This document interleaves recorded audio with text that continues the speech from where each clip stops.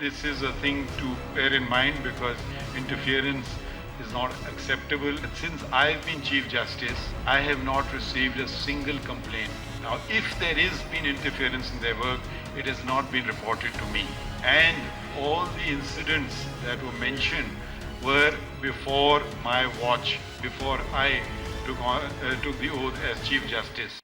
बिस्मिल्लाहिर्रहमानिर्रहीम अस्सलामु अलैकुम अल्लाहुम्मा सल्ली अला आले मोहम्मद सल्लल्लाहु तआला अलैहि वसल्लम। वेलकम टू सियासी शतरंज। मैं हूं तलहा जोते। ख़वातीन व हज़रात, honourable chief justice of Pakistan जो आजकल कराची रजिस्ट्री में इंपॉर्टेंट केसेस की समाअत कर रहे हैं, उन्होंने वाज़ेह पैगाम दे दिया है, किसी किस्म की भी मुदाखलत बर्दाश्त नहीं की जाएगी। ये भी उन्होंने वाज़ेह कर दिया कि उनके दौर में कोई शिकायत नहीं आई है, जो शिकायतें आई हैं वो उनके दौर से पहले की हैं। और यकीनन ये भी उन्होंने वाज़ेह कर दिया है कि कोई शिकायत उन तक डायरेक्टली नहीं आई है, अगर आती तो वो फ़ौरन एक्शन लेते। तो यकीनन उम्मीद की जा सकती है कि आने वाले वक्त में जो हमारे 6 ऑनरेबल जजेस हैं इस्लामाबाद हाई कोर्ट के, जिन्होंने ख़त लिखा है, उस पर एक्शन होगा, कार्रवाई होगी और फिर ये मुदाखलत का सिलसिला मुकम्मल तौर पर बंद किया जाएगा वंस एंड फॉर ऑल। अब बात हो रही है honourable chief justice of Pakistan की, तो हम ये भी जानते हैं कि कराची से मुतालिक बहुत इंपॉर्टेंट केसेस की उन्होंने आज समाअत की है। स्पेशली जब कराची की बात आती है तो हम जानते हैं कब्जा कब्जा कब्जा कब्जा माफिया कराची को पकड़े हुए नरगे से, और न सिर्फ ये कब्जा लोग कर रहे हैं, सरकारी इदारे भी कर रहे हैं, सरकारी इमारतें भी कर रही हैं, सरकारी ऑफिस भी कर रहे हैं। CM हाउस का भी नाम लिया गया, रेंजर्स हेडक्वार्टर्स का भी नाम लिया गया, नेवल ऑफिस का भी नाम लिया गया, और भी इदारों का नाम लिया गया। और ये वाज़ेह कर दिया गया कोई कानून से मुबर्रा नहीं, कोई कानून से बड़ा नहीं, सब पर कानून लागू होता है। और यह भी वाज़ेह किया गया कि अगर हुकूमत कब्जा कर रही है और सरकारी इदारे कब्जा कर रहे हैं तो वहां ज्यादा सजा होनी चाहिए। मैं तो ये कहना चाहूँगा ऑनरेबल प्यारे अपने चीफ जस्टिस ऑफ पाकिस्तान से कि सज़ा तो हो, ज़्यादा सज़ा तो बहुत दूर की बात है। यहाँ तो सज़ा ही नहीं होती है, कोई पकड़ने वाला ही नहीं है, और लगता कुछ ऐसा ये फिर लोग कहते हैं जंगल का कानून, जंगल का कानून। तो अगर ये दिन आ जाए पाकिस्तान में कि जब इन लोगों को भी ज़्यादा सज़ा होने लगेगी जो इतने ताकतवर हैं, तो फिर देखना होगा। ये भी उन्होंने ऑर्डर दे दिए हैं कि CM हाउस हो, रेंजर्स हेडक्वार्टर्स हो, जितने भी इदारे हैं, सबके बाहर जो रुकावटें हैं उनको हटा दी जाएँ। कोई यूनिफॉर्म पर्सन भी हो तो वो कानून से बड़ा नहीं होता है। एक और उन्होंने इंपॉर्टेंट ऑर्डर दिया है नस्ला टावर से मुतालिक। हम जानते हैं इससे पहले जो चीफ जस्टिस थे उनके ऑर्डर के ऊपर नस्ला टावर को गिराया गया था, एक बड़ी इमारत थी, उसके मुतासरीन रुल गए थे, तो उनके लिए हुक्म दिया है honourable chief justice of Pakistan ने कि फ़ौरन से इस इमारत के प्लॉट को नीलाम किया जाए और फिर इन 44 से करीब मुतासरीन को इनकी कीमत अदा की जाए। ये भी कहा गया क्योंकि हम जानते हैं कि अब कब्जे की बात हो रही थी, तो एक और प्रोजेक्ट है जिसका नाम है तिजोरी हाइट्स, तिजोरी तिसोरी, कामरान तिसोरी इसके मालिक हैं, और बताया गया कि इनके भी मुतासरीन हैं। फिर वहाँ पे रेलवे हुकाम बैठे हुए थे, उन्होंने कहा ये तो हमारी ज़मीन के ऊपर तिजोरी हाइट्स बना हुआ है। अगेन कब्जे की बात हो रही थी, बहुत सारे इशूज़ आ गए, फिर अदालत ने हुक्म दिया कि उनको भी रिलीफ दी जाए। तो देखा ये गया कराची के जो इंपॉर्टेंट खासतौर पर ज़मीनों के केसेज हैं उसके ऊपर आज honourable chief justice of Pakistan ने बड़ी अहम पेशरफ्त आवाम के सामने रखी है, और यकीनन जो मुतासरीन हैं और साइलीन हैं वो काफ़ी खुश हुए इस पेशरफ्त से। उम्मीद करते हैं कि कराची से कब्ज़ा ख़त्म हो जाए। ये मैंने लंबी सांस इसलिए भरी क्योंकि मुझे बस उम्मीद है, मुश्किल बहुत है, लग नहीं रहा कि होगा, बस अल्लाह की ज़ात में उम्मीद है। वो ज़ात बड़ी प्यारी है, वो बेनियाज है, और यकीनन उसमें नाउम्मीदी हम नहीं कर सकते। साथ साथ अगर सियासत की बात की जाए तो हम जानते हैं आज मरियम नवाज़ साहिबा की वर्दी के बड़े चर्चे हुए। उन्होंने जब पुलिस की वर्दी पहनी पासिंग आउट परेड के ऊपर, और वहाँ पर पहले तो PTI वालों ने तनकीद की कि वर्दी पहनना कानूनी जुर्म है, कोई ऐसे आम आदमी नहीं पहन सकता जब तक वो उस फोर्स का हिस्सा ना हो। अदालत से भी रुजू कर लिया कि अदालत कार्रवाई करे, मुकदमा दर्ज करे मरियम नवाज़ साहिबा के खिलाफ। अब कैसे हो सकता है कि चीफ मिनिस्टर के खिलाफ पुलिस मुकदमा दर्ज करे? खैर, लेकिन एक बात तो वाज़ेह है कि मरियम साहिबा ने जो वहाँ गुफ्तगू की वो यकीनन मेरे लिए हैरान कुन थी। मैं नहीं जानता आपके लिए हैरान कुन हो या ना हो। वो कहती हैं कि मैं इसलिए वज़ीर आला नहीं बनी कि मैं नवाज़ शरीफ की बेटी हूँ, मैं इसलिए वज़ीर आला बनी हूँ कि मैं बहुत मेहनत करके आई हूँ और बहुत मुश्किलात काट के आई हूँ। यकीनन ये बात बहुत सारे लोगों को अजीब लगे क्योंकि ज़्यादातर लोग यही समझते हैं कि मौरूसी सियासत है, और मौरूसी सियासत का ये हिस्सा है कि वो नवाज़ शरीफ साहब की बेटी हैं इसीलिए वज़ीर आला बनी हैं। तो यकीनन सोचने की ज़रूरत है, इसको आज हम डिस्कस करेंगे। नून लीग की बात हो रही है तो हम ये भी जानते हैं कि राना सनाउल्लाह साहब का स्टेटमेंट आया है कि नवाज़ शरीफ साहब जो मुल्क बदर हुए थे, लंदन गए थे, वो चीफ ऑफ आर्मी स्टाफ उस वक्त के जनरल रिटायर्ड बाजवा साहब की वजह से नहीं गए थे, वो इमरान खान और उनकी काबीना की वजह से गए थे। तो ये बड़ा एक ह्यूज स्टांस तब्दीली हम देख रहे हैं उनकी शिफ्ट हुई है बयानात में। तो इसके ऊपर ही हम आज गुफ्तगू करेंगे, अपने माहिरीन से पूछेंगे क्या वजह है। ये भी हम जानते हैं कि PTI के जो चीफ मिनिस्टर है खैबर पख्तूनख्वा के अली अमीन गंडापुर साहब, उनकी बड़ी एक स्वीपिंग स्टेटमेंट आई हुई है कि बानी पीटीआई को मज़ीद जेल में रखना अब किसी के बस की बात नहीं है। जो लोग बानी पीटीआई को जेल में रखना चाहते हैं उनकी हिम्मत जवाब दे गई है। तो यकीनन अब देखना यह है कि अब ये बात सच्ची साबित होगी या नहीं, माहिरीन से जानेंगे, क्योंकि लग तो यही रहा है कि जिन्होंने बानी पीटीआई को जेल में रखा हुआ है उनके लिए तो मुश्किलात नहीं हो रही इतनी जितनी पीटीआई के लिए हो रही हैं। एट द सेम टाइम हम ये भी जानते हैं कि एहतसाब अदालत ने पीटीआई के बानी और बुशरा बीबी को इदारों के ख़िलाफ़ बयानात देने से रोक दिया है और यहाँ तक भी वाज़े किया है कि कोई इशारतन भी बात ना की जाए। होता है ना कि रीड बिटवीन द लाइन्स, तंजिया कुछ कहीं कहा जाता है और लगती कहीं और है, तो ऐसी भी कोई बात ना की जाए ताकि ये महाज आराई की फ़ज़ा ख़त्म हो सके। साथ साथ हम ये भी जानते हैं कि आज अदालत ने इलेक्शन कमीशन ऑफ पाकिस्तान पर बड़ी तनकीद की है। अदालत के अंदर केस आया जिसमें इलेक्शन कमीशन ऑफ पाकिस्तान ने स्पीकर बलोचिस्तान असम्बली के हल्के में दोबारा पोलिंग का फैसला किया था। उस फैसले को अदालत ने कलअदम करार दिया। स्पीकर बलोचिस्तान असम्बली जो हैं अब्दुल खालिक अचकज़ई साहब, उनको अपने ओहदे पर बहाल किया है और इलेक्शन कमीशन ऑफ पाकिस्तान की काफ़ी सरजनिश की गई है कि अगर इलेक्शन कमीशन ऑफ पाकिस्तान अपना काम करता तो लोगों को अदालतों के चक्कर ना लगाने पड़ते, और इलेक्शन कमीशन ऑफ पाकिस्तान क्यों अपना काम नहीं कर रहा है। बहुत सारे सवाल उठाए गए हैं और यकीनन इलेक्शन कमीशन के ऊपर हम जानते हैं सियासी जमातें तो वैसे ही इतने सारे सवाल उठा रही हैं। ख्वाजा आसिफ साहब का एक बयान ऐसा है जो मेरी नज़र में आज के लिए इंतहाई खुशाइंद है और मैं उम्मीद करता हूँ कि ऐसा हो जाए। ख्वाजा आसिफ साहब कहते हैं कि पाक ईरान गैस पाइपलाइन मंसूबा तकमील के मराहिल में है, उस पर काम चल रहा है। मैं यकीनन ये जानता हूँ कि आज पाकिस्तान के लिए सबसे बड़ा मसला, हर पाकिस्तानी के लिए सबसे बड़ा मसला पेट्रोल है, बिजली है, गैस है। सस्ती गैस, सस्ता पेट्रोल, सस्ता बिजली ईरान हमें देने को तैयार है, बस हम ले नहीं पा रहे अमेरिका के दबाव की वजह से। ख्वाजा आसिफ साहब ने यह भी कहा है कि ईरानी सदर इब्राहिम रईसी साहब पाकिस्तान में एक बड़ा जलसा करना चाहते थे, लेकिन सिक्योरिटी वजूहात की वजह से वो जलसा नहीं कर सके। सिक्योरिटी कंसर्न्स बहुत ज़्यादा ऑफकोर्स इसराइल की वजह से हैं। इसराइल ईरान को ईरान से बाहर टारगेट करना चाहता है, जिस तरह उसने शाम में ईरान के काउंसलेट पर अटैक किया है।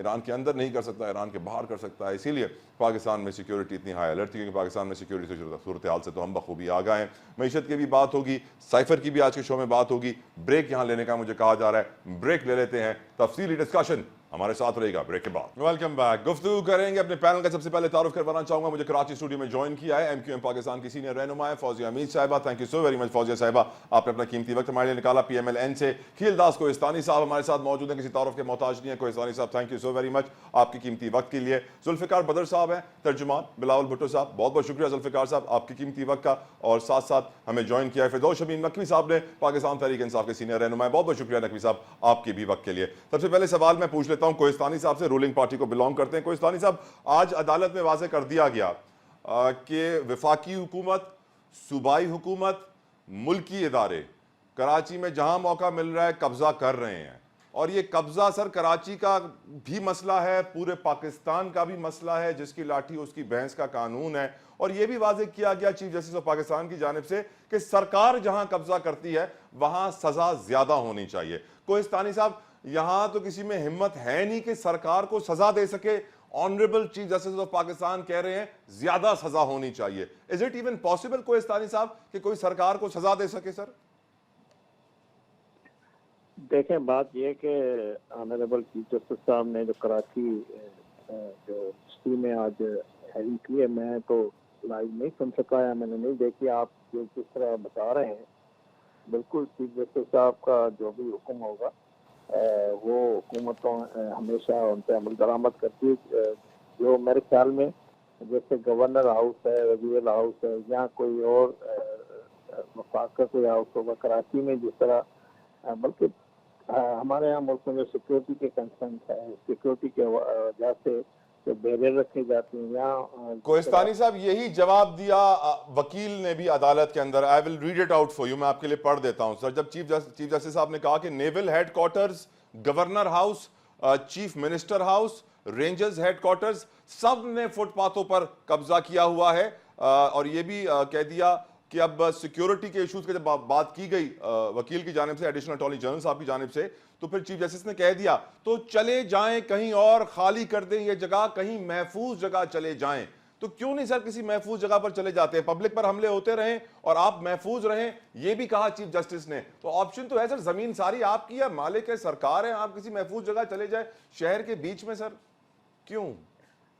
देखें, मैं वही कह रहा हूँ कि एक चीफ जस्टिस साहब का जो रिमार्क्स दिए हैं, मैं उसका एहतराम करता हूँ, और वो जो तहरीर चल रही है, मैं इससे ज़्यादा तबसरा नहीं करना चाहता। मैं समझता हूँ उसके अवाम को जो परेशानी है, चीफ जस्टिस साहब ने उस ज़मन में वो बात की है कि आम आदमी को जो परेशानी होती है, या जो ज़ाहिर सड़क पे अगर कोई बैरियर लगे हुए हैं, तो आपने देखा कि हमारे ईरान के सदर साहब का जो दौरा था, उस वजह से कराची में छुट्टी भी की गई, क्योंकि इस वक्त जो हालात है इंटरनेशनल लेवल पे, या जो ईरान का इसराइल की जो बर्बरियत है, तो उस वजह से उनको प्रोटोकॉल के तौर पे, मगर सिक्योरिटी का बड़ा सबसे कंसर्न था, और लाहौर में भी डिस्टर्ब हुआ है, आवाम को तकलीफ हुई है। ठीक सर। तो ये साल में एक दिन अगर इस तरह की कोई होती है, तो ज़ाहिर तकलीफ आवाम को नहीं होनी चाहिए, मगर जो हालात हैं उसको मद्देनजर रखते हुए ये इंतजाम किए जाते हैं, मैं समझता हूँ। और जो आप कह रहे हैं कि किसी वो दूसरी जगह पे बन जाए, तो अगर हमारे खजाने में इतने वसाइल हो, तो हम दूसरे हाउसेस भी बना लें, ये भी सर कर लें। आपके वजीर आजम ने 24 अरब रुपए का बोनस दिया है सर प्राइम मिनिस्टर हाउस के एम्प्लॉइज और विफाक के एम्प्लॉइज को, 24 अरब रुपए का। सर आईएमएफ परेशान हो गया, आप कह रहे हैं इतने खजाने, खजाने बहुत है सर, दिल बड़ा करें। जो आप बात कर रहे हैं 24 अरब, वो कौन से टेन्योर की बात कर रहे हैं? सर अभी की बात कर रहा हूं, वजीर आजम शहबाज शरीफ साहब ने अभी आके बोनस अनाउंस किया है 1 महीने के बाद, जिसके ऊपर आईएमएफ ने तशवीश का इजहार किया है। कल के ट्रिब्यून अखबार में यह खबर शाया भी हुई है सर।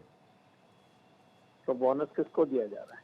सरकारी मुलाजमीन को 4 महीने की तनख्वाह सर। तो एक तरफ आप कहते हैं कि महंगाई का दौर है, मुझे मालूम नहीं है कि ये पीएम हाउस के मुलाजमीन सर, पीएम हाउस के मुलाजमीन मेरे ख्याल से इसलिए दिया है कि साइफर गायब ना हो जाए उनका। मुलाजम पीएम के मुलाजिम जाती नहीं होते, वो सरकारी मुलाजिम होता है। अगर 4 महीने की बोनस, तो मैं यही कह रहा हूँ, अगर महंगाई के दौर में किसी भी मुलाजिम पेशे अफराद को अगर मिलती है मराहत या बोनस, तो क्या इसमें कबात है? सर इसमें प्रॉब्लम यह है कि पैसे आपके पास हैं नहीं। अभी आपने बोला खजाने में पैसे हैं नहीं, कर्जा लेके बोनस दे रहे हैं सर, आप फिर कह रहे हैं कि ऐसी इसमें कबाहत है।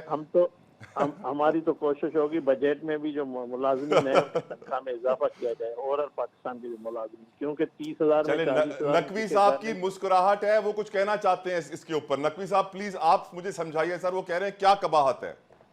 इनको उर्दू का मुहावरा समझाना पड़ेगा, उतने पैर फैलाओ जितनी चादर हो। चादर के अंदर ही रहने चाहिए पैर, चादर के बाहर पैर नकवी साहब, हुकूमत पहले अपने पैर फैलाती है, फिर चादर का बंदोबस्त करती है, फिर खेच तान के उसके अंदर सुराख भी हो जाते हैं। ये तो आपको मालूम है ना, एक्सपेंसेस पहले देखते हैं सर।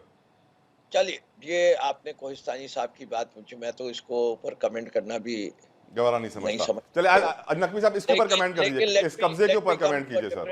एक मिनट प्लीज। देखिए, मैं ये समझता हूँ चाइना कटिंग हुई, जिस पार्टी ने की वो इनकी कोalition पार्टनर थी।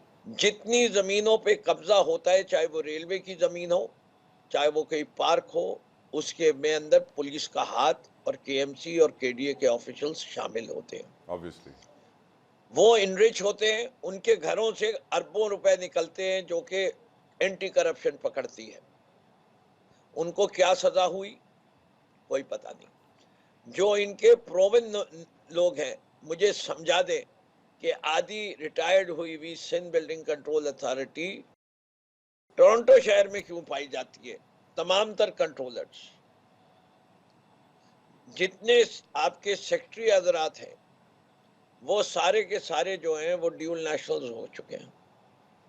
उनकी फैमिली तो हो ही गई है, अगर वो खुद नहीं हुए। ये जो करप्शन चल रही है, हर बुरे काम के पीछे किसी न किसी का हाथ है, और इस चीज को रोकने की जिम्मेदारी जो है वो अदलिया के ऊपर है और सियासतदानों के ऊपर है कि वो एग्जीक्यूटिव की रोके। और एग्जीक्यूटिव की जिम्मेदारी ये है कि वो सियासतदानों के ऊपर ऐसे कदम और नजर रखे कि वो करप्शन ना कर सके।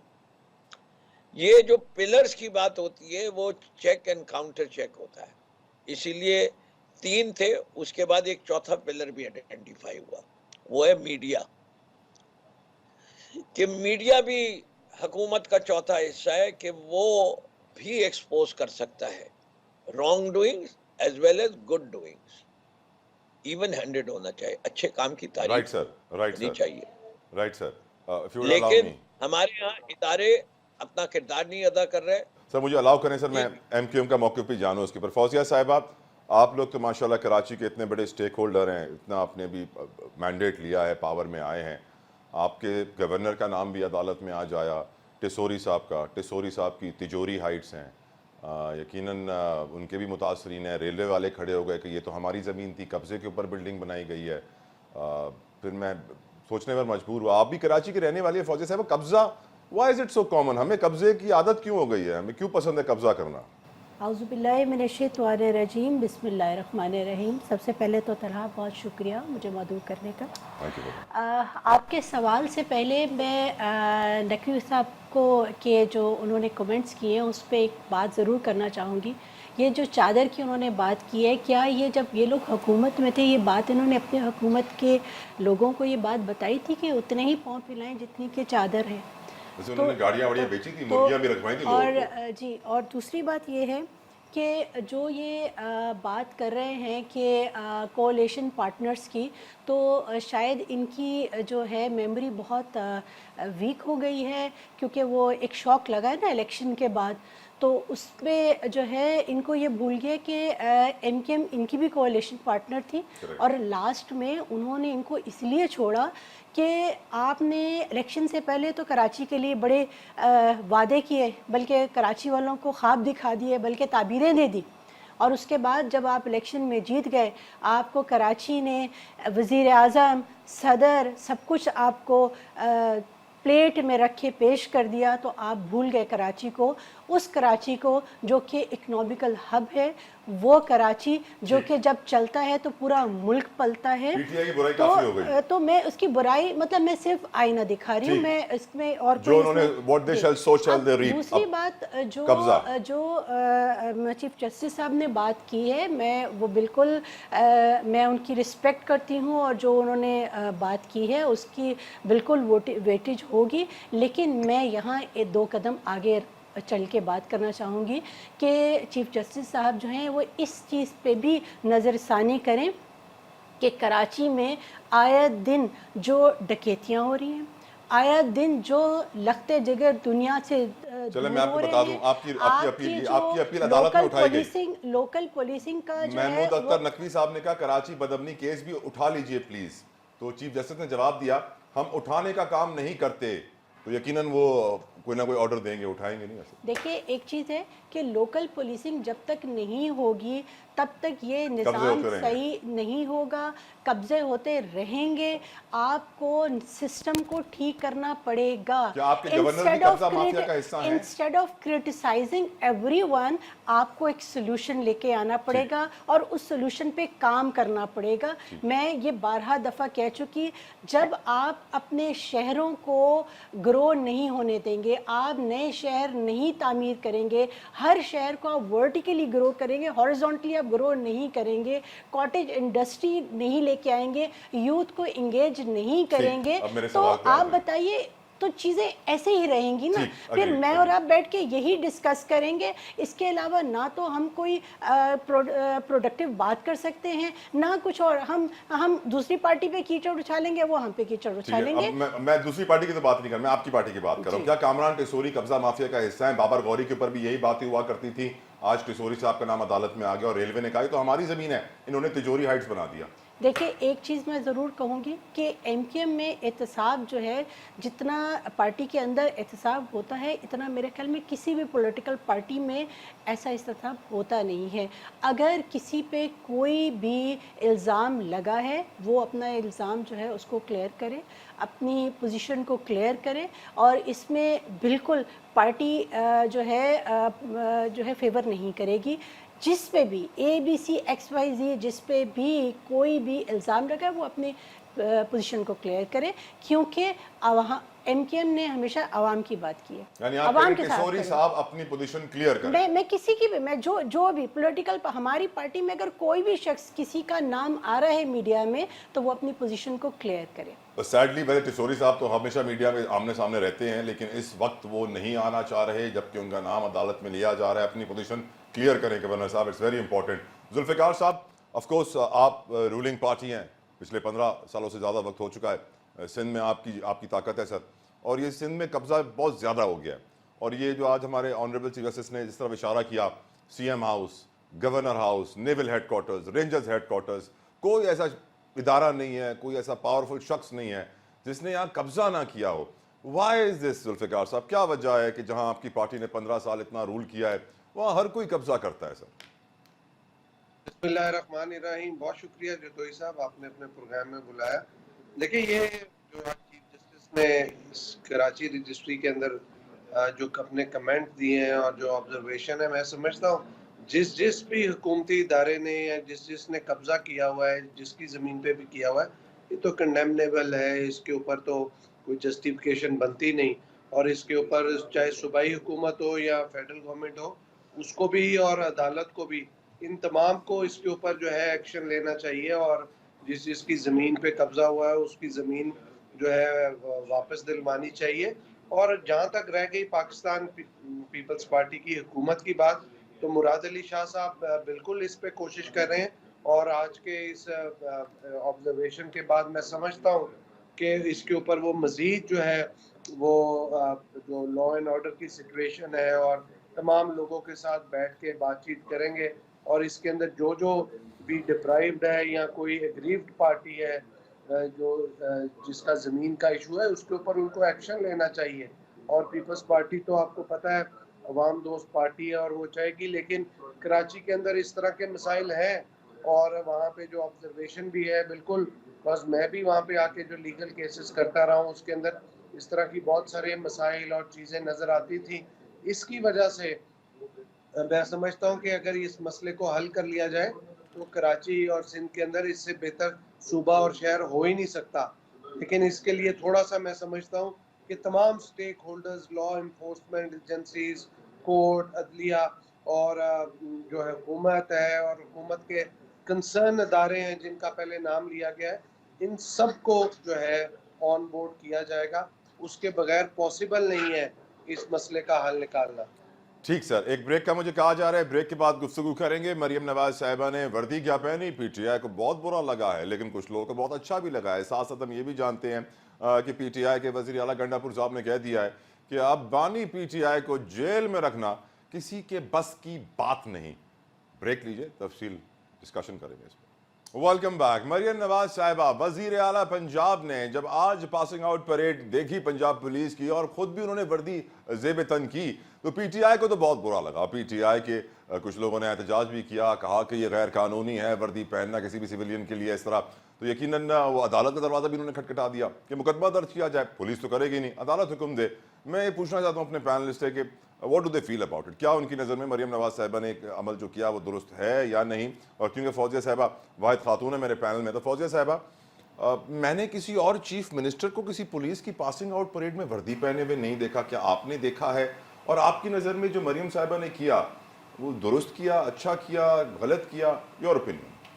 देखिए, एक चीज़ ये है कि मरियम साहिबा जो हैं वो उनको पाकिस्तान का सबसे बड़ा सूबा मिला है, और वो और इसलिए नहीं मिला कि वो नवाज शरीफ की बेटी हैं, इसलिए मिला कि उन्होंने मेहनत की है। देखिए, ये एक सेपरेट लाइक डिस्कशन है, इस पे मेरी बात डिबेट आपको हो हजम सकती हुई? है, इसको डिबेट इस पे हो सकती है, लेकिन she is trying her best. मैं कोई नून की रिप्रेजेंटेटिव नहीं हूँ, लेकिन वो she is trying her best. लेकिन हर चीज़ की एक लिमिट होती है, और उस लिमिट में रह के अगर आप काम करेंगे तो आपकी रिस्पेक्ट भी होगी। और आने वाली जो ख़वातीन हैं, मैं ये समझती हूँ कि जो मरियम नवाज़ हैं या बीबी साहिबा की जब हम बात करते हैं तो ये वो लोग हैं जो कि बहुत टॉप की पोस्ट पे गए हुए हैं, और they are the role model of the rest of the political, जो हम सारी फीमेल पॉलिटिशियंस हैं हम सब के लिए। तो उनको लिमिट्स को क्रॉस नहीं करना चाहिए, क्योंकि अगर आप लिमिट्स क्रॉस करेंगी तो आप नीचे क्या मैसेज दे रहे हैं? जो यंग पॉलिटिशियंस आना चाह रहे हैं तो वो क्या मैसेज लेंगे? तो मैसेज जो है आपका बड़ा लाउड एंड क्लियर होना चाहिए। हमने इस मुल्क के लिए काम तो क्या मैसेज किया? मुझे नहीं समझ आई कि उनके जहन में ये क्या बात थी कि उन्होंने ऐसा क्या कर दिया, और इससे क्या इम्पैक्ट आएगा या क्या फ़ायदा होगा। मीडिया स्टंट था आपकी नज़र में कोई है?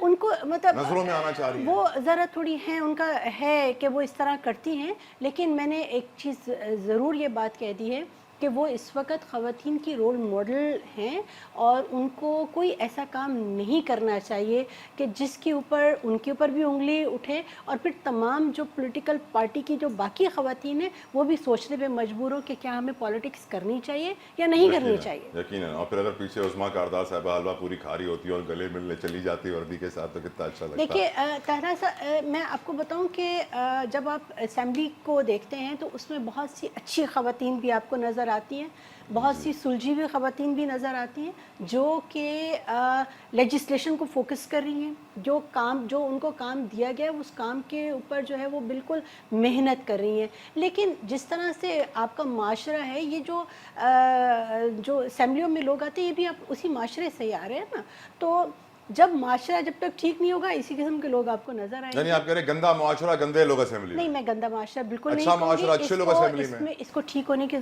होने की बहुत सारी इसमें है, आप इसको ठीक कर सकते हैं और ठीक इस तरह होगा, इट विल टेक टाइम, लेकिन जब तक अच्छे लोग नहीं आएंगे, अब अच्छे लोग ये लोग अच्छे नहीं है, गंदे भी नहीं है। नहीं, ये मैं इनको ये बिल्कुल ये नहीं कहूँगी, इनकी डायरेक्शन को थोड़ा सा दुरुस्त होने की जरूरत है। चले वेल प्लेड। यही सवाल मैं रखना चाहूँगा यकीनन जुल्फ़िकार साहब, पहले आपके पास। अब लीगल एक्सपर्ट्स कहते हैं वर्दी ऐसे पहनना कानूनन जुर्म है। आपकी नज़र में किसी चीफ मिनिस्टर ने किसी पासिंग आउट परेड में कभी वर्दी पहनी है? और इस तरह अगर उन्होंने कानून तोड़ा है तो क्या उनके लिए कानून बराबर है या वो कानून से ऊपर है? जुल्फ़िकार साहब। देखिए, मैंने तो आज तक हिस्ट्री में नहीं देखा किसी ने वर्दी पहनी हो, क्योंकि चीफ मिनिस्टर का ओहदा ये वर्दी शर्दी से बहुत ऊपर होता है। यस। बट इसके ऊपर हमें बहस और मुबासे में टाइम जाया नहीं करना चाहिए, बिकॉज हर कॉल, और उन्होंने अगर पहनी है तो ऑनरी तौर पे ये पुलिस वालों की अपना प्रोगेटिव होता है, वो किसी को भी वर्दी पहना सकते हैं एक दिन के लिए, एक घंटे के लिए। तो हमें इस बहस मुबासे से बचना चाहिए। में सिर्फ ये चीज है कि Maryam Nawaz as a chief minister, उनका स्टेटस पुलिस की वर्दी से और आईजी से और बहुत ऊपर का था, और उनको अपने एडवाइजर्स जो है ना वो चेंज करने चाहिए। बेहतर एडवाइजर जो अच्छी बेहतर एडवाइस करे, जिस तरह के वो इस तरह की नेगेटिव खबरों से बचें और कोई बेहतर परफॉर्मेंस और डिलीवरी वाली साइड पे आए, ना कि सिर्फ जो खबरें हैं वो वर्दी क्यों पहनी या क्यों नहीं पहनी या कानूनी कार्रवाई, ये इस पे टाइम का ज़िया है और कुछ भी नहीं है। देखिए, इस पे कोई कुछ हो या ना हो, लेकिन चीफ मिनिस्टर का ओहदा पुलिस के वर्दी से बहुत है और वो सर्विस की है।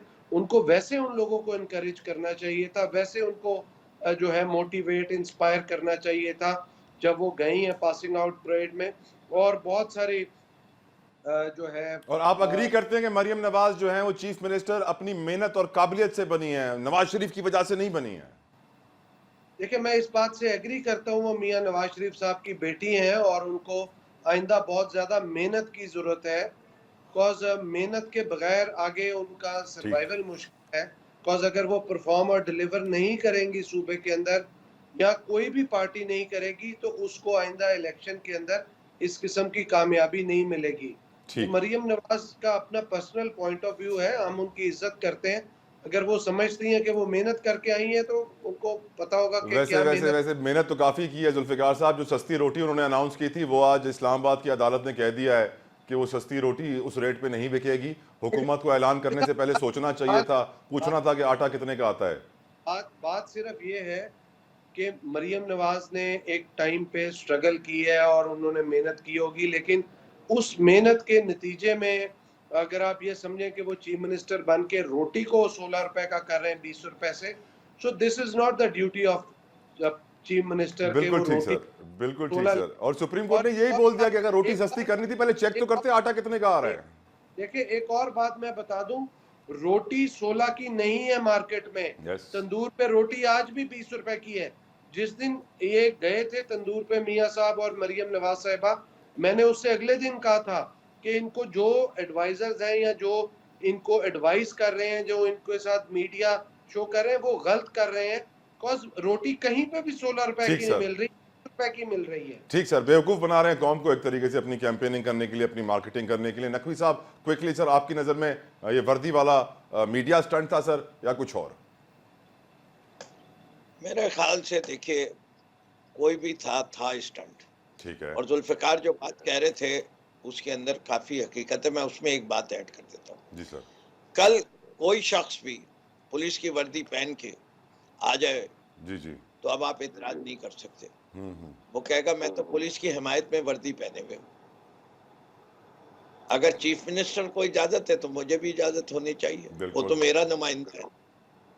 तो अब हम सबको इजाजत है, जिसको मर्जी है पुलिस की वर्दी पहनाए और कहे मैं पुलिस वालों के साथ बड़ी हमदर्दी रखता हूँ। सारा दिन दोपहर में खड़े रहते, इतने लोग स्ट्रीट क्राइम वाले उन पे गोलियां चलाते, मैं उनसे इजहार यकजहती करने के लिए मैं पुलिस की वर्दी पहन के घूम रहा हूँ। ठीक है ना, जायज होगी। जहां तक मेरी बहन फौजिया का ताल्लुक है, मेरे ख्याल से शायद फौजिया भूल गई हैं कि it is a documented fact कि मुस्तफ़ा कमाल के ज़माने में कराची लॉस्ट 38% ऑफ इट्स पाक स्पेस टू चाइना कटिंग। नहीं यकीन रखती तो 1980 के पार्क्स जो कि नजर आते हैं उनको और एंड ऑफ मुस्तफ़ा कमाल के पीरियड के दिखा दीजिए। पीपल्स पार्टी वालों ने कराची शहर के अंदर इस वक्त जो 2.5 करोड़ की आबादी है उसमें से अराउंड 60%, ये थोड़ा सा डिस्प्यूटेड नंबर चल रहा है बिटवीन 55 और 60 का। 55 से कम कोई मानता नहीं है। 60% is the side which many से कि ये थी बिकॉज वो कच्ची आबादी अब परमानेंट आबादी में कन्वर्ट की गई है। ठीक सर। इसलिए वो डिफरेंट 60% आबादी कराची की जो है वो कच्ची आबादी में रह रही है थी और उनको रेगुलाइज करके फिर लीजेंस दी गई। जिस दिन ये सिलसिला शुरू हुआ था उस दिन आपने कब्जा माफिया की प्रमोशन शुरू कर दी थी। आज कब्जा माफिया इस शहर में अभी भी सरगर्म है।